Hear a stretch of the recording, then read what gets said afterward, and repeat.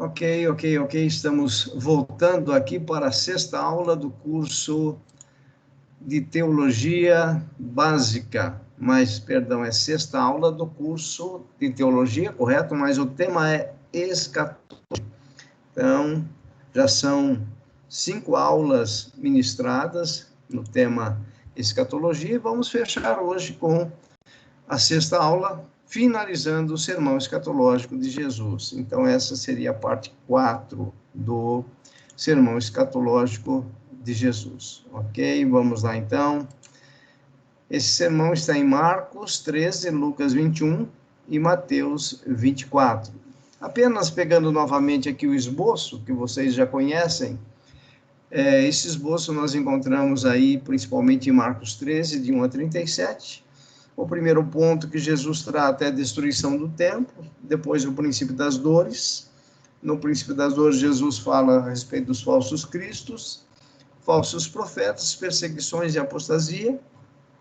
Depois, destruição de Jerusalém, que ocorreu no ano 70 depois de Cristo, com a perseguição do Império Romano. O general Tito, com seu exército, invade Jerusalém.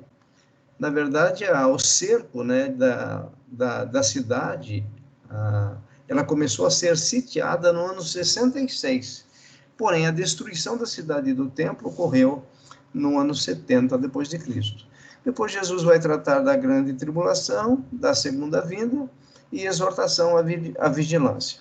Ok? Então, hoje, para finalizar, a gente vai focar um pouquinho mais na segunda vinda e falar sobre a vigilância necessária. Muito bem, então vamos lá.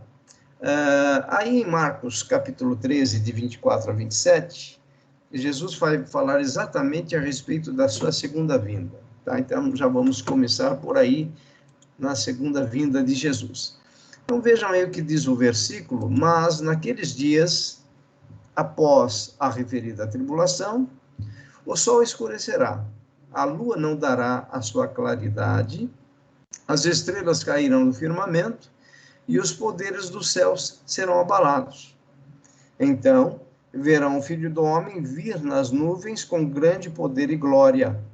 E ele enviará os seus anjos e reunirá os seus escolhidos dos 4 ventos, da extremidade da terra até a extremidade do céu. Vejam aí que eu fiz algumas observações no texto, eu fiz uma leitura rápida, mas agora vamos nos ater um pouquinho mais ao texto. E Jesus vai dizer, mas aqueles dias, e ele diz quais são aqueles dias. Ele vai dizer, aqueles dias após a referida tribulação. Porque nos versículos anteriores, ele falou, né, no sermão, a respeito da grande tribulação, né, de que isso haverá de ocorrer, isso está profetizado. E é interessante que no sermão escatológico de Jesus, tudo aquilo que ele profetizou, parte já se cumpriu e parte está para se cumprir. Então, por exemplo, quando ele fala a respeito da destruição do templo e da destruição da cidade e do templo, ali de Jerusalém, isso se cumpriu no ano 70, como nós já vimos, e depois ele começa a falar uma série de situações que também estão se cumprindo. Falsos cristos, falsos profetas, você vai ver a questão dos terremotos, a questão da fome, a questão das doenças, tudo isso profetizado por Jesus e está em pleno acontecimento. Então, o que falta para se cumprir? Então, falta a grande tribulação, isso virá, porque se tudo que Jesus profetizou está se cumprindo, a grande tribulação também há de se cumprir. Então, não vai ser surpresa para nenhum de nós essa questão da grande tribulação. E ele vai dizer aqui, então, dos versículos 24 a 27, que após a referida tribulação, nós vamos ter aí, eu apontei quatro situações, ou 4 acontecimentos, né?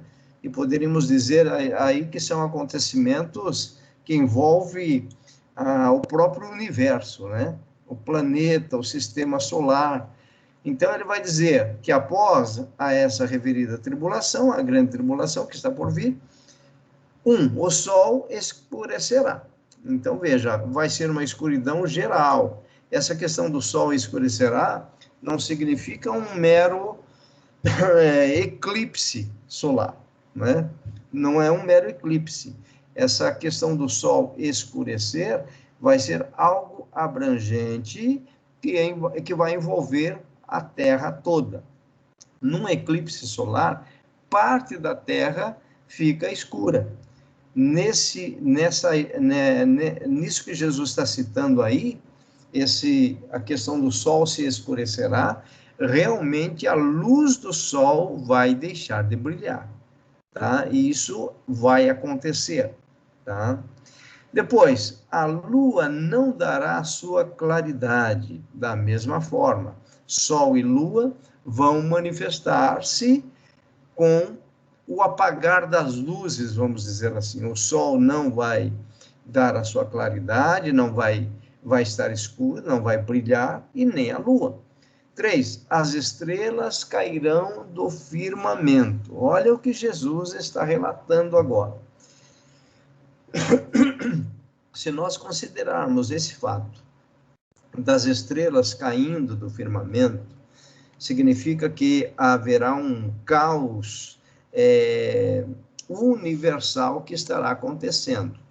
Portanto, após a grande tribulação, vai acontecer algo muito maior, tá? É isso que Jesus está dizendo. Veja, ao ponto das estrelas caírem do firmamento. Vejam que durante a grande tribulação, nós não teremos esses acontecimentos. Durante a grande tribulação, o sol vai estar brilhando, a lua vai estar dando a sua claridade, as estrelas vão estar nos seus locais, sem problema nenhum. Então, a grande tribulação é uma situação terrível em que o planeta Terra vai passar, entretanto, as bases do universo não serão abaladas durante a grande tribulação. É isso que Jesus está dizendo. Agora, após, sim, então nós temos o período da grande tribulação, que, como nós vimos, pode ser de 7 anos, pode ser mais, pode ser menos, não temos clareza quanto a esse período, a não ser aqueles que já se definem como dispensacionalistas e trazem a 70ª semana de Daniel para essa última semana, que seria, então, os 7 anos da grande tribulação. Agora, como nós não temos clareza doutrinária e escatológica sobre isso, então nós podemos esperar, de repente, a grande tribulação sendo um período maior ou sendo um período menor do que 7 anos. Mas vejam lá, item 4 aqui, os poderes do céu serão abalados. Então vejam, após esse período terrível que o planeta Terra estará passando, tá? Virá coisa pior. Então, imaginem isso, nós teremos a grande tribulação. Após a grande tribulação, então, virá algo muito pior, tá? Ao ponto de abalar todo o universo, os poderes dos céus serão abalados. Muito bem, o que vai acontecer, então, depois desses 4 acontecimentos relatados aí? O que virá depois? Tá? Olha só. Então verão o Filho do Homem vir nas nuvens com grande poder e glória. Aqui está a segunda vinda de Jesus. Nós não temos como contestar esse texto.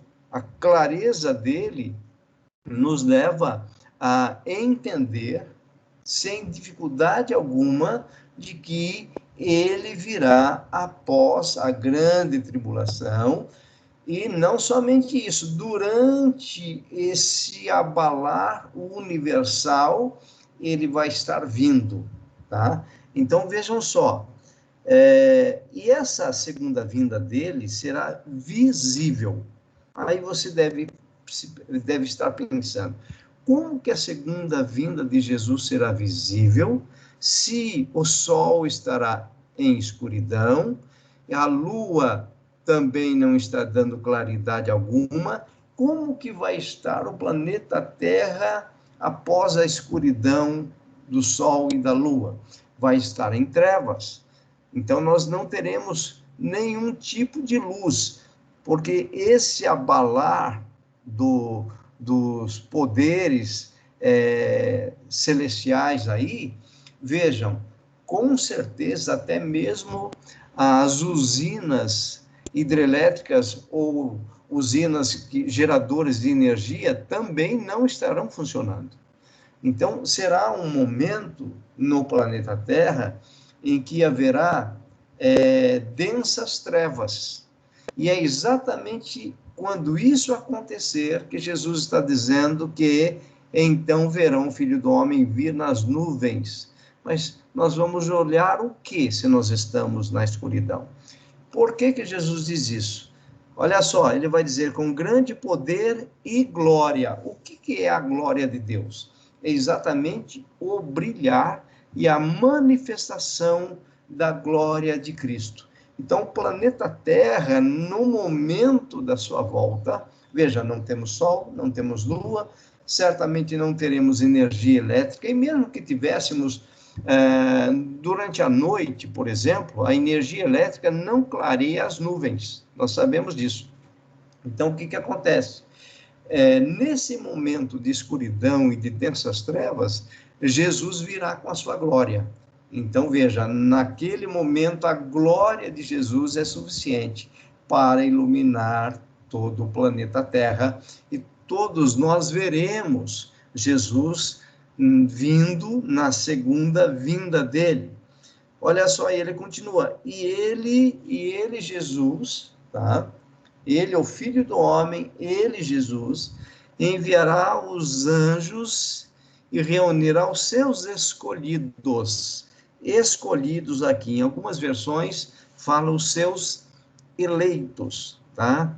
Então, vejam, e ele vai enviar os anjos vão fazer esse trabalho, né, de recolher, de reunir os seus escolhidos. Os seus escolhidos aqui, tá? Vejam, nós temos que responder essa pergunta. Esses escolhidos são a igreja ou é Israel? Se nós considerarmos que os escolhidos é Israel, significa dizer que a igreja não estará mais no planeta Terra neste momento. Então, se nós entendemos que esses escolhidos são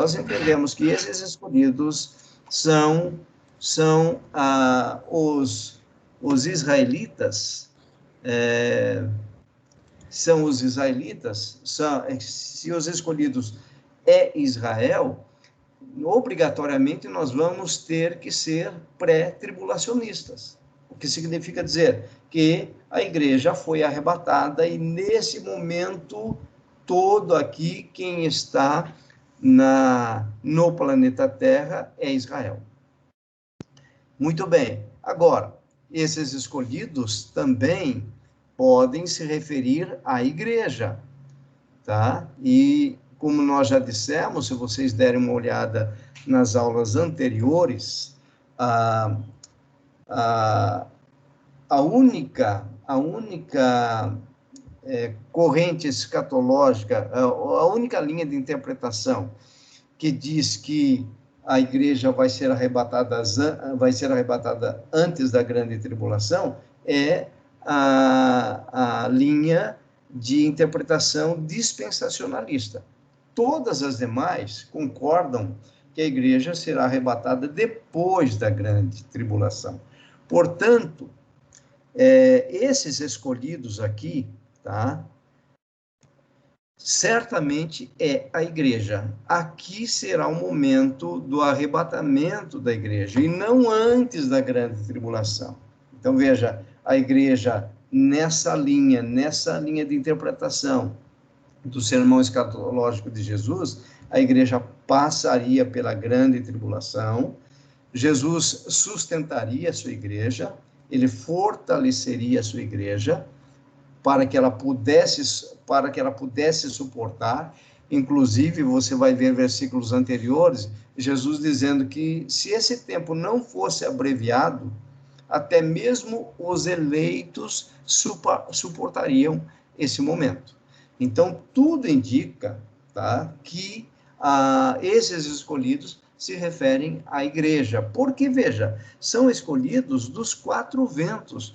A igreja está espalhada nos 4 ventos, nos 4 cantos da terra, da extremidade da terra até a extremidade do céu. Então, os anjos vão recolher os eleitos, vão recolher os escolhidos, é exatamente essa linguagem bíblica, e naquele momento, então, a igreja se encontra com Jesus nos ares. Então, dentro dessa corrente escatológica, que é bíblica, nós não temos como interpretar esses textos de outra forma, tá? Então, segundo o que esse texto do sermão escatológico de Jesus, a segunda vinda e o arrebatamento serão acontecimentos praticamente consecutivos. Ele vem, a sua glória se manifesta no planeta Terra, todo olho verá Jesus, e a igreja naquele momento será arrebatada, porque os seus anjos estão, então, recolhendo os eleitos. Então, é isso que o texto está dizendo. Caminhando um pouquinho mais. Agora, vamos lá. Após isso, tá, nós vamos observar que nos 3 evangelhos, seja de Lucas, seja de Marcos, seja de Mateus, após esses acontecimentos, a situação da grande tribulação já ocorreu, veio aquele grande dia de juízo, tá? Porque esse momento da escuridão do sol, as estrelas sendo abaladas no firmamento, já é o início do juízo. Então, Deus resgata a sua igreja, ele arrebata a sua igreja antes do juízo, porque ali vai iniciar o juízo sobre os ímpios. Muito bem. Então, veja, quando Jesus termina de falar sobre isso, aí ele vai falar sobre a vigilância. E aí ele vai terminar o seu sermão falando sobre a exortação à vigilância. Tá? Então, vejam aí, você vai encontrar essa exortação em Marcos 13, 28 a 37, Lucas 21, 28, e Mateus de 32 a 51. Então, vamos pegar em Lucas 21, 28 e ver o que Jesus vai falar. Ora, ao começarem estas coisas a suceder, exultai, e erguei a vossa cabeça, porque a vossa redenção se aproxima. É isso que Lucas relatou no capítulo 21, versículo 28. Então, Jesus terminou toda a parte do seu sermão e agora ele vai falar sobre a vigilância. Então, veja o que ele vai dizer. Ora, ao começarem estas coisas, quais coisas que ele está falando? Exatamente as coisas que ele acabou de relatar. Ele acabou de relatar, se você verificar nos versículos anteriores, a respeito do princípio das dores, depois a destruição de Israel e do templo, no ano 70, aí ele começa a falar da grande tribulação, terminou falando da grande tribulação, ele vai falar então da sua segunda vinda, ok? Então ele vai dizer, depois de tudo isso, tá? Depois dessas coisas sucederem, essas coisas é tudo isso que nós já relatamos, exultai e erguei a vossa cabeça, porque a vossa redenção se aproxima. Então vejam só, para nós dizermos a respeito do arrebatamento da igreja, termos convicção a respeito disso, Jesus está dizendo, olha, olhem para os acontecimentos. Depois destas coisas, tá? Ou ao começarem essas coisas a acontecer, a suceder, exultai e erguei a vossa cabeça, porque está próxima a vossa redenção. Então, a salvação, o arrebatamento da igreja está próximo quando tudo isso estiver acontecido. Mas, repetindo, o que terá que acontecer? o princípio das dores, depois a grande tribulação, depois em seguida, então, já vem o quê? A segunda vinda e o arrebatamento. Então, ele está dizendo isso. Fiquem atentos. Por isso, vocês precisam vigiar. Então, nós não temos que olhar, por exemplo, para o que os homens dizem. Nós temos que olhar para aquilo que Cristo nos ensinou. Então, nós temos que vigiar. E essa vigia tem que ser com base na palavra de Deus, não com base em acontecimentos que nós achamos. Então, é isso que Jesus fala a respeito da exortação à vigilância. E aí, depois de que Jesus fala isso, né, ao começarem essas coisas a suceder, aí ele vem falando uma parábola, que é a parábola da figueira. Então, a parábola da figueira você vai encontrar em Lucas, em Marcos e em Mateus. Mateus vai falar da parábola da figueira e também da parábola do servo fiel, que tem a mesma intenção, mostrar que a igreja precisa estar atenta, a igreja precisa estar alerta aos sinais que Cristo mesmo ensinou. Então, é isso que a igreja tem que aprender. É nesse sentido que ele está dizendo, estejam atentos às minhas palavras. Então, nós tivemos os acontecimentos e depois, então, ele fala, vigiem. E agora, então, vejam só o que nós vamos encontrar pela frente. Muito bem, parábola da figueira, agora nós vamos deixar um pouquinho o texto de Marcos e vamos para o texto de Mateus, tá? Porque nós estamos estudando o sermão escatológico de Jesus, que está onde? Em Marcos 13, Lucas 21 e Mateus 24. A partir de agora, então, nós vamos pegar o texto que está em Mateus, de 32 a 34. Então, o final do seu sermão escatológico e é exatamente a respeito da vigilância que Jesus vai despertar para nós. Então, vejam lá no verso 32. Aprendei, pois, a parábola da figueira. Quando já os seus ramos se renovam e as folhas brotam, sabei que está próximo o verão. Então, o que Jesus está querendo ensinar a nós? O que ele quis ensinar aos seus discípulos e o que ele quer ensinar para nós hoje, no século 21 que nós estamos. Então, veja, primeiro eu coloquei aqui o que significa uma parábola. É importante nós entendermos isso, né? O que vem a ser uma parábola. Vamos, então, entender esse ponto aí. Então, parábola, do grego parabole, é uma narrativa alegórica que transmite uma mensagem indireta por meio de comparação ou analogia. É uma história terrena com sentido celeste, tá? Então, é o quê? É uma ilustração, é uma comparação, é uma analogia que nós pegamos dentro do nosso conhecimento aqui, do nosso mundo, dentro do planeta Terra, e aplicamos esse conhecimento, que é real para nós, a algo espiritual. Então, é isso que Jesus está dizendo. Uma parábola tem esse sentido. Ela é uma história, não é uma história, né? História com H, refere-se a acontecimentos reais, né? Então, por exemplo, vamos citar novamente a destruição do templo e da cidade de Jerusalém no ano 70 depois de Cristo.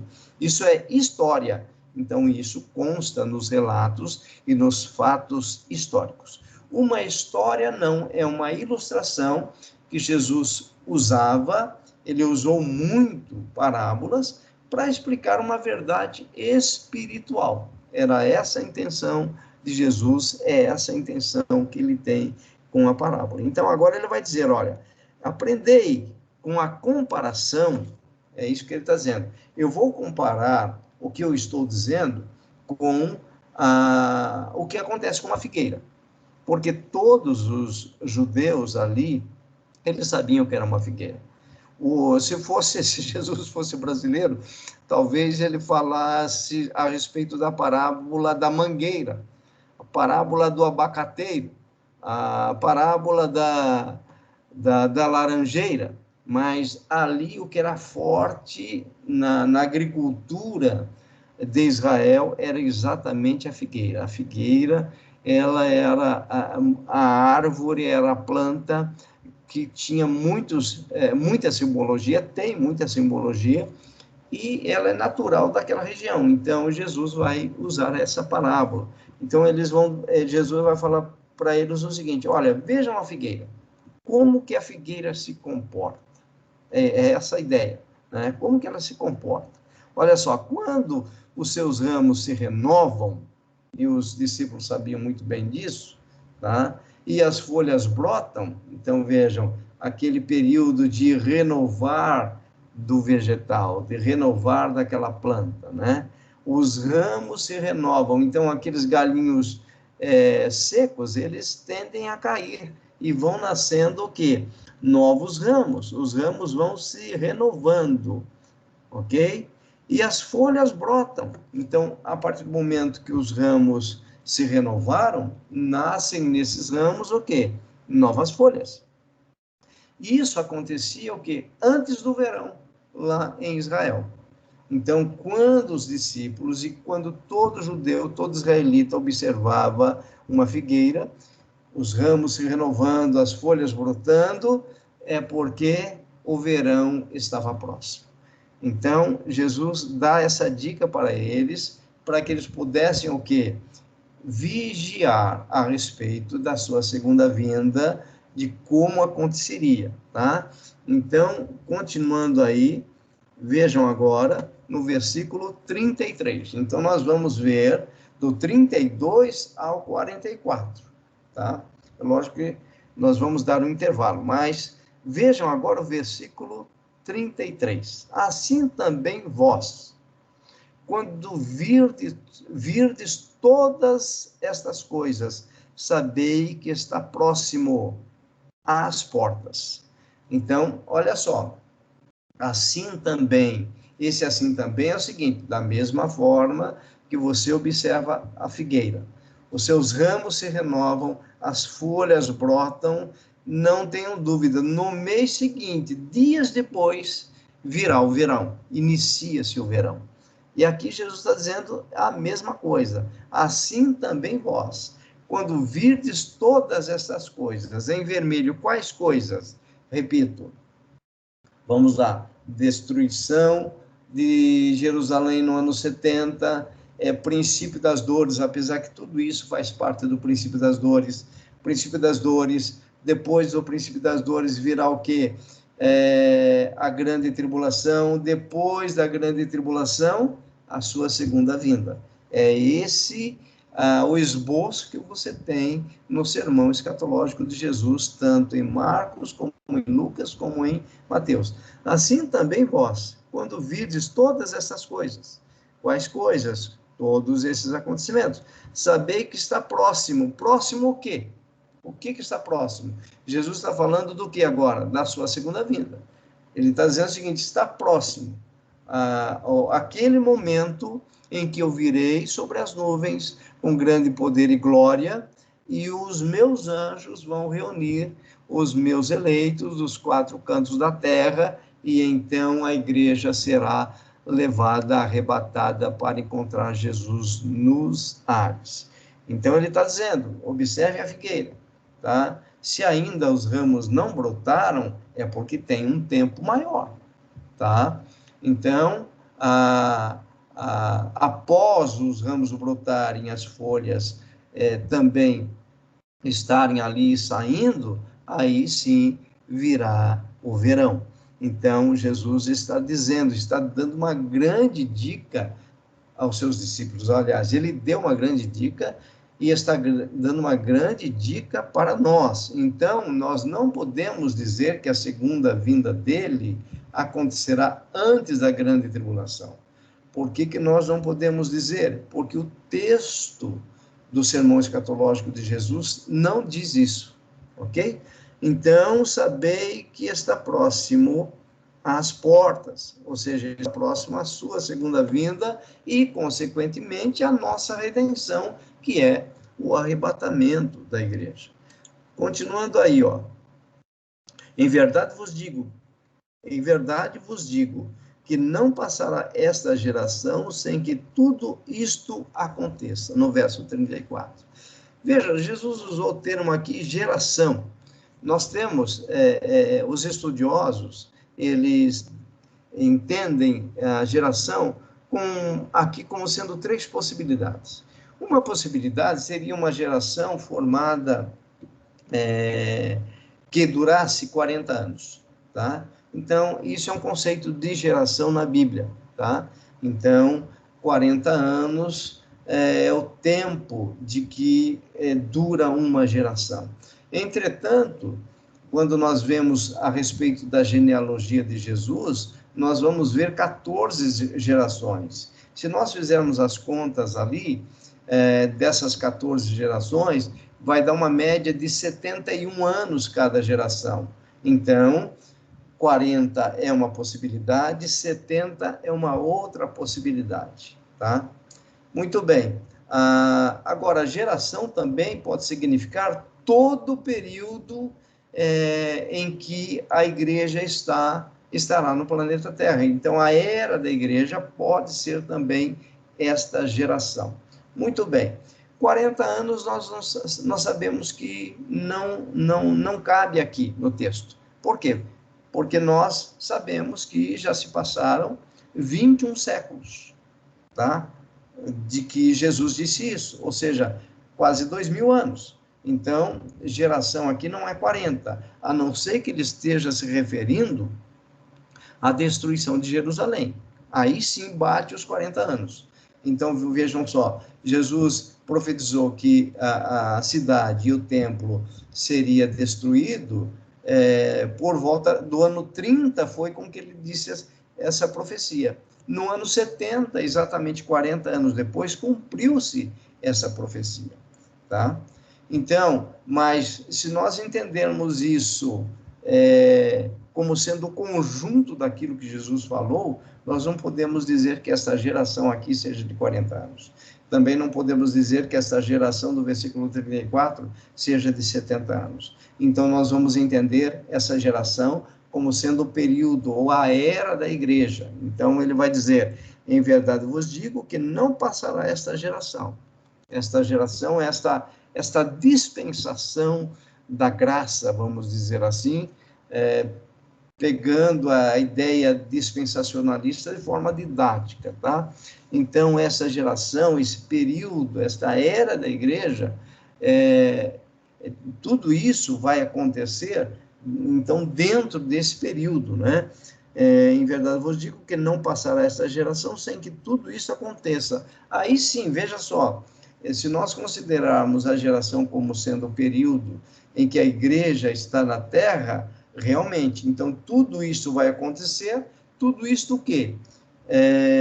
Desde a destruição de Jerusalém, princípio das dores, grande tribulação, segunda vinda e arrebatamento. Tá? Então, ele está dizendo que isso tudo vai acontecer dentro da nossa geração, que é a era da igreja. Né? Alguns até dizem, olha, nós que aqui estamos no ano 2020, provavelmente até 2030, por exemplo, esta geração é esta geração que Jesus está falando. Não, nós não podemos ver isso.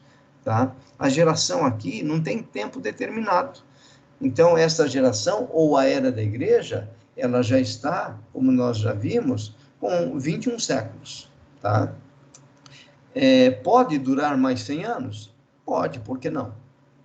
Apesar dos sinais estarem acontecendo, mas vejam, da mesma forma que tudo isso pode se abreviar, nada impede de essa geração ou a era da igreja ser mais duradoura também, tá bom? É isso, não estou dizendo que vai demorar mais 100 anos para Jesus voltar, mas a Bíblia não deixa claro o tempo dessa geração, é isso que eu estou dizendo. E o versículo 35, olha só, passará o céu e a terra, porém as minhas palavras não passarão. O que ele está dizendo com o versículo 35? Que aquilo que ele profetizou é pura verdade. Ele está dizendo, creiam nisso, confiem nisso, porque aquilo que eu disse está dito, está profetizado e vai se cumprir. Tá? 36, mas a respeito daquele dia e hora, olha aí aquilo que nós falamos, mas a respeito do dia e hora, o que acontece? Ninguém sabe, nem os anjos dos céus, nem o Filho, senão o Pai. Esse dia e hora aqui é o dia e hora do quê? É o dia e hora da segunda vinda de Jesus, concomitante com o arrebatamento da igreja. Então, a respeito desse dia e hora, ninguém sabe. Nem ele mesmo está dizendo aqui, né, Jesus na figura humana, Jesus 100% humano, ele está dizendo nem o Filho, somente o Pai. Ok? Então, esse versículo 36 deixa claro, então, que nós estamos ainda nesse processo e nós não sabemos o dia e a hora. Entretanto, a parábola da figueira é exatamente para nos alertar. Por quê? Porque a parábola da figueira mostra quando o verão está próximo. E aí, Jesus, então, está apontando, olhem para os acontecimentos, da mesma forma com que vocês identificam, observando a figueira, o tempo do verão, da mesma forma, quando essas situações, quando esses acontecimentos se intensificarem, aí sim está às portas a minha segunda vinda, e, consequentemente, o arrebatamento da igreja, tá? Mas dia e hora não há. Inclusive, se você estudar sobre isso, profecias, profetas que determinaram dias, datas para a segunda vinda de Jesus, você vai encontrar uma infinidade. Procura no Google que você vai encontrar isso. Pessoas que predisseram a respeito da segunda vinda de Jesus. Então, você vai encontrar vários, e, logicamente, todos erraram. Então, nós não temos como definir, mas Jesus fala, olha para a figueira, ou seja, olhem para os acontecimentos, e vocês verão, e vocês estarão no caminho certo. Ok? Então, terminamos aqui essa primeira parte, vamos para o intervalo e retornamos logo mais.